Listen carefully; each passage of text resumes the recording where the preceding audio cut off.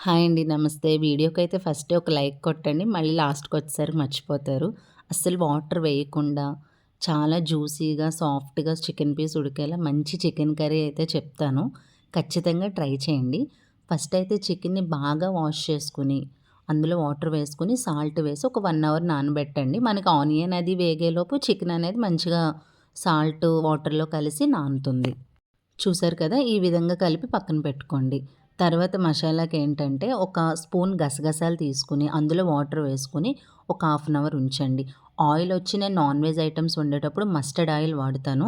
నేను ఒక 3 table spoon వరకు ఆయిల్ వేశాను. ఇది నార్మల్ ఆయిల్‌లో యూజ్ చేయకూడదు. ఎందుకంటే నార్మల్ ఆయిల్‌లో మనం ఆయిల్ వేసిన వెంటనే ఈ ఉల్లిపాయ అది వేయకుండా బాగా పొగలు చూసారా? ఇంత హాట్‌గా ఉన్నప్పుడు మాత్రమే ఆ మిర్చి కానీ, ఆనియన్ కానీ వేయాలి.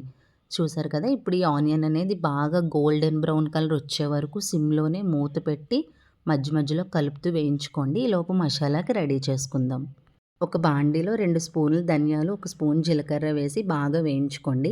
తర్వాత ఏంటంటే ఒక ఇంచు అల్లం, 6, 7 ఎల్లుల్లి, తర్వాత ఏంటంటే గసగసాలు వేసి మంచి పేస్ట్ పెట్టుకోండి. చిన్నప్పుడు అల్లం, వెల్లుల్లి ఇవి 5 కూడా ఈ సందికాయలు అనేవాళ్ళు కదా! వాటి మీదే నూరేవాళ్ళు. ఇలా ఉండేది పేస్టు. ఇప్పుడంటే మనకి మిక్సీలు వచ్చినాయి. ఏ కర్రీ అయినా అదే పేస్ట్ వేసేవాళ్ళు బాగా గుర్తు. చూసారు కదా! ఆనియన్ అయితే ఇలా మంచిగా గోల్డెన్ బ్రౌన్ కలర్ వచ్చేసింది సిమ్‌లో పెట్టి వేయించిన తర్వాత. ఇప్పుడు ఈ పేస్ట్ అయితే వేసేసుకొని ఒక 5-10 మినిట్స్ సిమ్‌లో పెట్టి బాగా కలిసే వరకు కలుపుకోండి. చూసారు కదా! 5-10 మినిట్స్‌కి ఇలా మంచిగా వేగిపోతుంది. ఇలా మంచిగా వేగిన తర్వాత మనం సాల్ట్ వాటర్‌లో నానబెట్టుకున్న చికెన్ అయితే ఉంది కదా! చికెన్‌ని మంచిగా వాటర్ అంతా తీసి బాగా వేసి కలిపి తర్వాత ఏంటంటే సాల్ట్ కానీ, పసుపు కానీ వేసి బాగా కలపండి. బాగా అంటే కొంచెం పసుపు కానీ, సాల్ట్ కానీ మొత్తం చికెన్‌కి బాగా కలిసేలా కలిపి మూత పెట్టుకోండి ఒక 10 మినిట్స్. సో, 10 మినిట్స్ చూసారు కదా! సిమ్‌లో మూత పెట్టిన తర్వాత ఇలా అవుతుంది. కారం అనేది మీ ఇష్టం. మీ టేస్ట్‌కి తగ్గట్టు వేసుకోండి. నేనైతే ఒక 2 స్పూన్లు కారం వేశాను. మళ్ళీ కారం వేసిన తర్వాత బాగా కలిపి మూత పెట్టుకొని సిమ్‌లో ఇంకొక 10 మినిట్స్ అలా వదిలేండి. చూసారు కదా! ఏంటండి ఆయిల్ ఇంతుంది అలా అనుకోవద్దు. నాన్ వెజ్‌కి కొంచెం ఆయిల్ ఎక్కువే పట్టుద్ది. కానీ తర్వాత మీకు రైస్‌లో కలిపిన తర్వాత కూడా చూపిస్తాను. అంత ఆయిల్‌గా ఏమి ఉండదు. మనకు అలా కనిపిచ్చుద్ది. గరం మసాలా వేసుకోండి ఒక స్పూన్ ఇప్పుడు. మళ్ళీ బాగా కలుపుకొని ఒక 10 నిమిషాలు మూత పెట్టండి.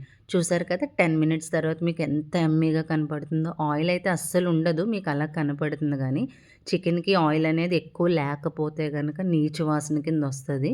మీకు ఇలా కనిపించినా రైస్‌లో కలుపుకున్న తర్వాత నార్మల్‌గానే ఉంటుంది. అంత హెవీగా ఏమి ఉండదు. అసలు వాటర్ వేయకుండా ఇలా గ్రేవీతో చాలా అంటే చాలా టేస్ట్‌గా ఉంటుంది.